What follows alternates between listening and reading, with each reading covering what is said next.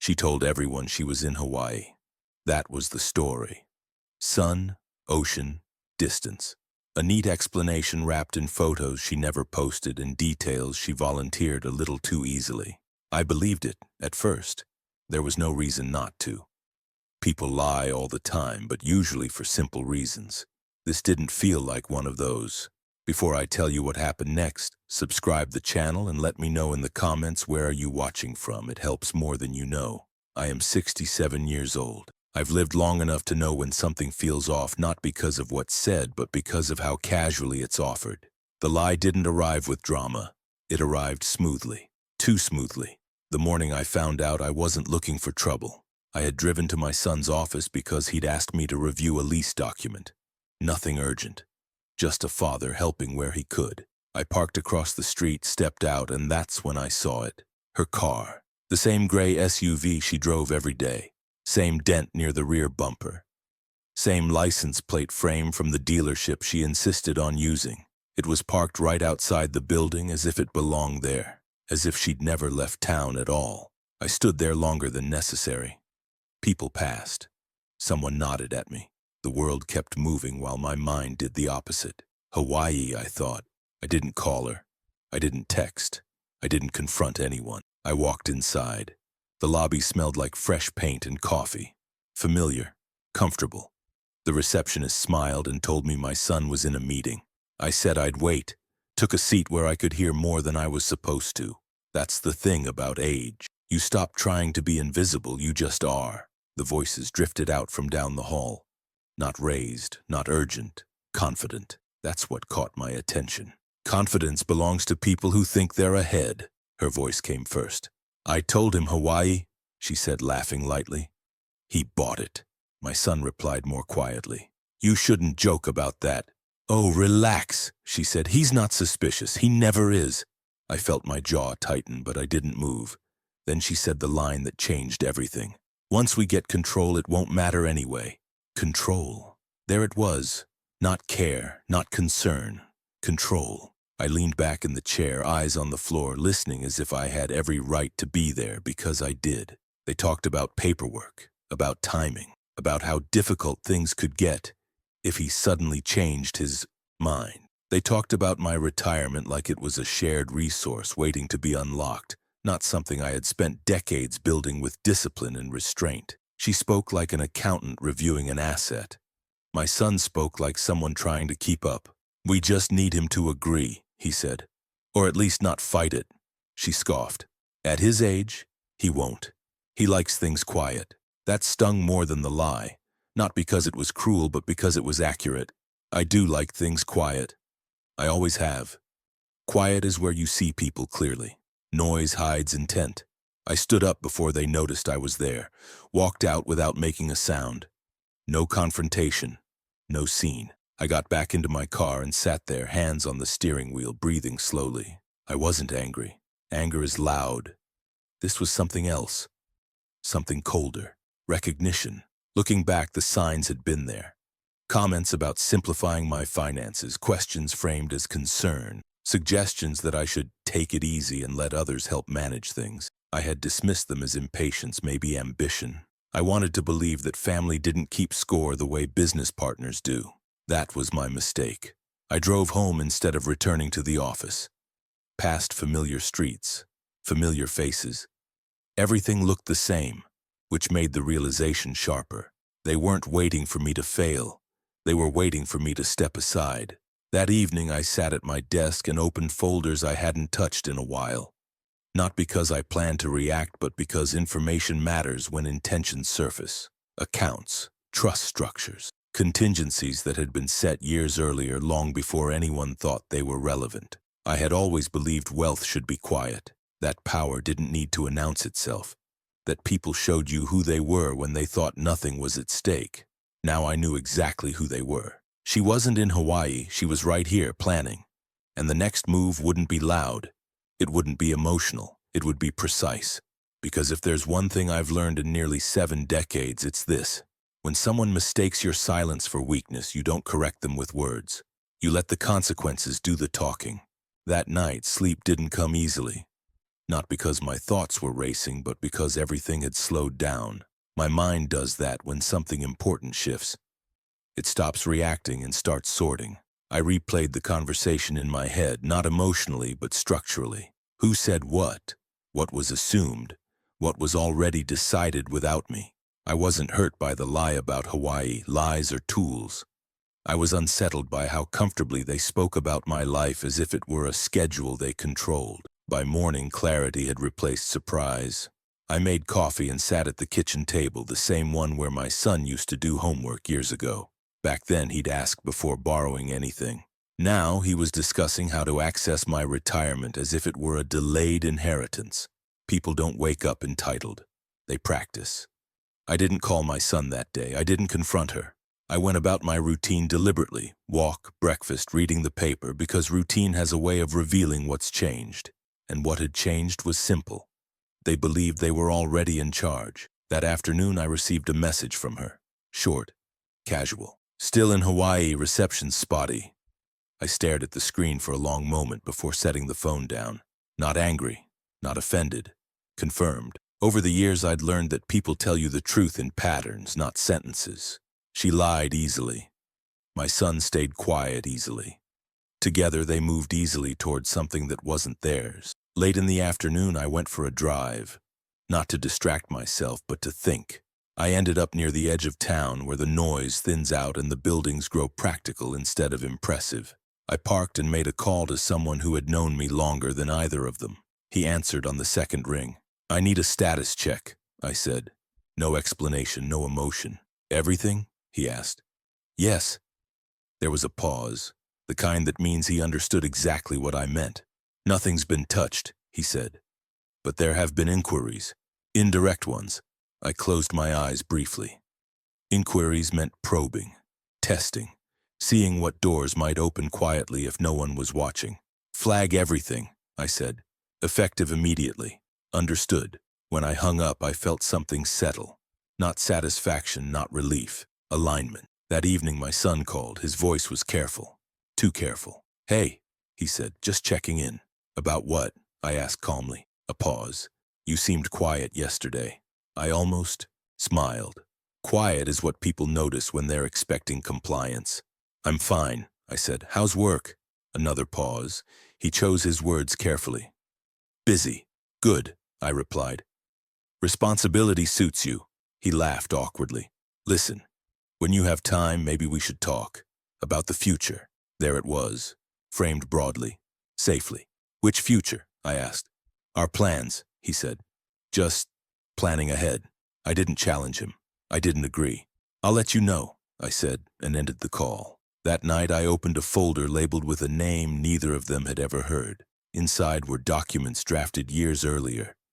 Not out of paranoia, but principle. I had seen too many families torn apart by assumptions and too many adults confuse generosity with access. Everything was legal.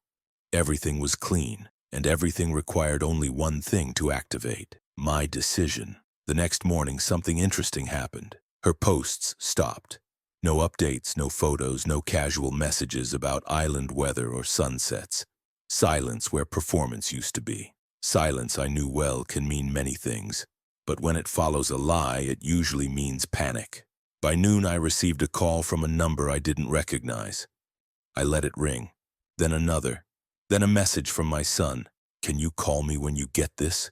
Still no mention of Hawaii, no mention of the lie, just urgency dressed as concern. I waited until evening before responding. What's wrong? I asked. He exhaled sharply. There's a complication. With some accounts. Things aren't clearing the way we expected. We. That word again. I see, I said. You wouldn't know anything about that, would you? He asked, half joking. I took a sip of water before answering. Why would I? I said. Silence stretched on the line. Not confusion. Fear. I ended the call politely, told him we'd talk soon. Afterward, I sat in my living room and looked around at a life I'd built carefully, quietly, on purpose. I had stayed small so others could feel comfortable. I had stayed silent so people could reveal themselves. They finally had. And now that I knew exactly how they thought, there was only one thing left to decide. Not whether to act, but how publicly the lesson would land. The lie didn't unravel all at once. It never does. It loosens at the edges first, in the small places people forget to guard when they think the story is settled. After I left my son's office that day, I didn't go home immediately. I drove without destination, letting the city pass by while I sorted facts from feelings. Hawaii was the lie. Control was the motive. Access was the goal. Everything else was decoration. That evening, my son came by unannounced. He knocked the way he used to when he was younger, 2 quick taps, then waiting. I noticed that. Habits surface under pressure. "You left the office pretty fast today," he said once he was inside. "I had somewhere to be," I replied. He nodded, eyes scanning the room, checking for something. Maybe her, maybe paperwork, maybe reassurance. "She's been busy," he added casually. "Travel's been stressful." "Hawaii can do that," I said, watching his face carefully. He didn't react fast enough. There it was again. A half-second delay where the truth tries to catch up with the lie. "Yeah," he said. "Different time zone." I let the silence stretch. Silence invites people to keep talking. "You know," he continued, "we've been thinking about contingency, just in case. At your age, things can change quickly. Contingency. Another word people use when they don't want to say control. And what kind of changes are you expecting?" I asked. He shifted his weight. "Nothing specific, just planning. Making sure things are streamlined, simplified, managed. All the same words I'd been hearing lately." I asked him one question. "Whose idea was it?" He hesitated, then said, "Ours." That answer told me everything. After he left, I didn't feel sadness. I felt something steadier. Resolve. I opened my laptop and accessed records I hadn't reviewed in years. Not because I was worried something was wrong, but because I wanted to see how close they'd come. Closer than they should have. There were requests logged. Nothing approved, nothing illegal. But enough probing to confirm intent. Enough curiosity around structures that had never been meant for discussion. They weren't waiting for permission anymore. They were waiting for opportunity. The next day, she finally called me. "Hey," she said brightly, "just checking in." "From Hawaii?" I asked, a pause, barely noticeable. "Yes," she said. "Why?" "No reason," I replied. "Enjoying yourself?" "Oh, you know. Beaches, sun." She sounded practiced. "Comfortable." "I'm glad," I said. "You should enjoy things while you can." She laughed, uncertain why. After the call, I made 2 decisions. First, I would not confront them directly. People lie better when cornered. I wanted them comfortable. Second, I would stop assuming this was a misunderstanding. That afternoon, I began moving quietly. Not money, authority. I clarified who could speak for me, who could act, who could request. I didn't revoke anything yet. I simply made sure that when the moment came, there would be no confusion. Preparation isn't revenge. It's insurance. By evening, I received a message from my daughter that surprised me. "Can we talk tomorrow?" Just us. Just us. That phrase used to mean honesty. Now it meant negotiation. "Tomorrow's fine," I replied. I already knew it wouldn't be. That night, I slept deeply for the first time since I'd seen her car. Not because things were resolved, but because the picture was finally clear. I wasn't dealing with family conflict. I was dealing with a plan. And plans fail not when they're challenged loudly, but when they're allowed to reveal themselves fully before being shut down. By morning, I was no longer reacting. I was choosing timing, and timing, as I'd learned over decades, is what separates panic from power. By the time the calls started stacking up, I had already stopped thinking about explanations. That's the mistake people make when leverage shifts. They think the moment calls for reassurance. It doesn't. It calls for clarity. The first message came from my son, short and urgent. Then another. Then a voicemail where his voice cracked halfway through a sentence he didn't finish. He didn't say what was wrong. He didn't have to. Silence had already done that work for him. I spent that morning doing something deliberate. I changed my location. Not out of escape, but intention. Distance matters when people are used to cornering you emotionally. Distance removes the illusion that they can show up, talk long enough, or wear you down. Distance turns conversations into statements. The flight had been arranged long before anyone thought it would be necessary, not as a plan to leave, but as an option to act without delay. I packed lightly, the way I always do. Documents, one bag, no sentimentality. When I landed, the air felt different, efficient, direct. No one here pretended concern meant entitlement. By the time I reached the high-rise overlooking the water, my phone was vibrating constantly. Messages overlapped. Calls dropped into voicemail. Panic had a rhythm once you recognize it.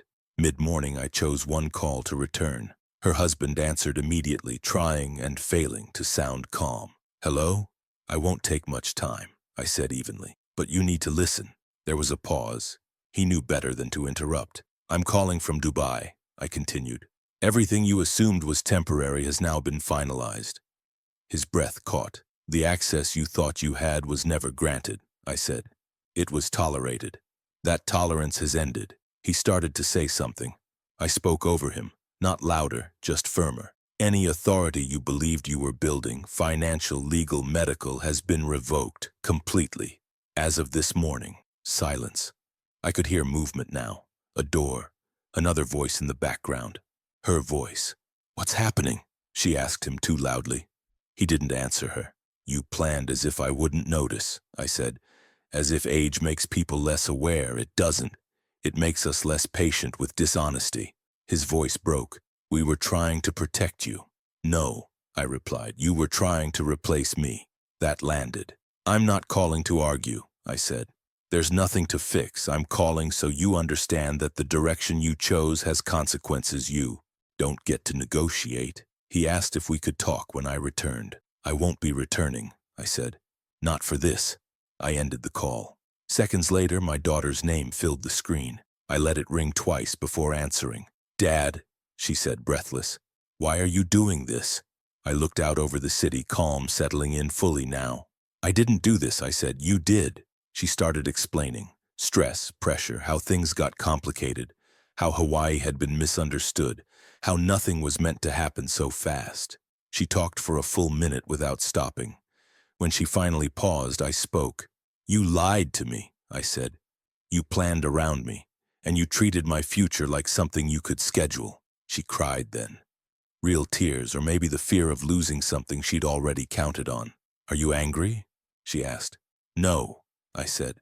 "I'm finished confusing kindness with permission." She asked what happens now. "Now," I replied, "you live with the choices you made without me." That night, standing by the glass as the city moved below me, I felt something I hadn't expected. Not relief, freedom. They had mistaken my silence for ignorance, my patience for weakness, my distance for absence. They were wrong on all three, and while they were still scrambling to understand what had changed, I already knew the truth. The consequences weren't coming. They had already arrived. The fallout didn't arrive all at once. It never does. First came confusion, then fear, then finally blame. I didn't hear it directly at first. I heard it through the gaps. Messages forwarded by people who suddenly felt the need to clarify their position. Friends who had never asked about my health calling to check whether I was doing okay. Distant relatives discovering my number again. Panic travels fast when money stops answering. Within 2 days, my son tried a different approach. Not urgency, not apology.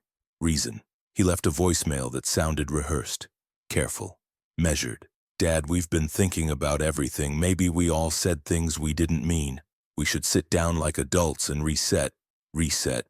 That word made me smile for the first time in weeks. Reset implies a glitch, a misunderstanding, a temporary malfunction. This wasn't that. I didn't respond. Instead, I received something unexpected, a message from her, short, direct. No softness this time. "You didn't have to humiliate us." Humiliate. I read it twice before putting the phone down. They had planned quietly, lied casually, positioned carefully, and now, exposed by nothing more than the truth, they felt embarrassed. Not remorseful. Embarrassed. That distinction matters. Later that afternoon, I received confirmation that the final pieces had settled. Legal authority clarified. Financial structures reaffirmed. No loopholes, no ambiguity. Anyone attempting to act on my behalf without explicit permission would be stopped immediately and documented. The system didn't care about emotion. That's why I built it. That evening, my daughter called again. Her voice was quieter now, exhausted. "They're saying things," she said. "People are asking questions. People always ask questions when stories fall apart." I replied. She told me her husband was furious, that he felt blindsided, that he thought they were aligned. Aligned? I almost laughed. Alignment built on secrecy never survives exposure. She admitted they'd argued all night, that he blamed her for moving too fast, that she blamed him for pushing too hard. Each convinced the other had ruined something that was supposed to be secure. That's how entitlement ends, not with unity, with fracture. "Do you hate us?" she asked quietly. I considered the question carefully. "Hate takes energy," I said. "I don't waste it." There was a long pause. "I just wanted us to be comfortable," she said. "No," I replied. "You wanted control." Another no silence. "I loved you," she said almost as an afterthought. I closed my eyes. "I loved the version of you that didn't need leverage," I said. That was the moment she understood there would be no reset, no meeting, no emotional negotiation, no gradual return to the way things were. The relationship hadn't exploded. It had concluded. Over the next few days, I watched from a distance as their world contracted. Invitations dried up. Conversations changed tone. Support systems that were built on assumed stability quietly stepped back. People don't abandon you when you lose money. They abandon you when they realize you never had control over it. By the end of the week, my phone was quiet again. The good kind of quiet. No demands, no justifications, no attempts to explain away choices that had already revealed everything they needed to. I stood on the balcony one evening, city lights stretching endlessly, and thought about forgiveness. Forgiveness isn't reconciliation. It doesn't restore access. It doesn't rebuild trust. It simply releases you from carrying resentment that was never yours to begin with. I forgave them quietly. They would never know when it happened, and they would never benefit from it. Because forgiveness without reconciliation is still a boundary, and boundaries once crossed don't move backward. They only become visible. Forgiveness came quietly, not as a phone call, not as a meeting, not even as words spoken out loud. It came one morning as I watched the city wake up below my window. Sunlight sliding across glass and water like nothing had ever been wrong. That's how forgiveness works when it's real. It doesn't announce itself. It simply arrives when anger runs out of usefulness. I didn't reach out to them. I didn't reopen conversations. Forgiveness doesn't require access. It requires release. A week after the call, my daughter sent one last message. No excuses this time, no explanations, just a sentence that felt smaller than all the others she'd sent before. "I understand now." I believed her. Understanding often arrives too late to repair anything, but not too late to end the damage. I didn't respond. Not out of cruelty, out of finality. Back home, things continued to unravel quietly, not dramatically. No headlines, no scenes, just consequences doing what they always do when assumptions collapse. Their plans depended on momentum, on silence, on the belief that I would eventually soften, negotiate, or simply fade into the background. Once that belief disappeared, everything built on it lost its shape. They had to explain things to people they never thought they'd have to explain anything to. They had to answer questions they weren't prepared for, and eventually they had to face each other without a shared enemy to blame. I heard later that they stopped pretending to be aligned, that arguments became frequent, that trust, already thin, finally broke under the weight of resentment. That wasn't my doing. It was theirs. I returned home briefly a few weeks later, not to reconcile, but to close a chapter. I didn't announce it. I didn't tell anyone I was coming. I handled what needed handling, signed what needed signing, and left without seeing either of them. Some people expect forgiveness to look like a reunion. It doesn't. Sometimes it looks like distance. I moved fully into the life I had always kept partially hidden, not out of revenge, out of honesty. I stopped shrinking myself for comfort, stopped pretending simplicity meant absence. People around me now knew exactly who I was, not because I needed recognition, but because secrecy no longer served a purpose. I traveled. I invested time where it was respected. I surrounded myself with people who didn't confuse proximity with entitlement, and I slept well. Every now and then I'd think about the man sitting in that waiting area months earlier, listening quietly while his future was discussed like an inconvenience. I didn't feel anger toward him. I felt gratitude. Because betrayal, when it's clean and undeniable, removes illusion faster than any lesson ever could.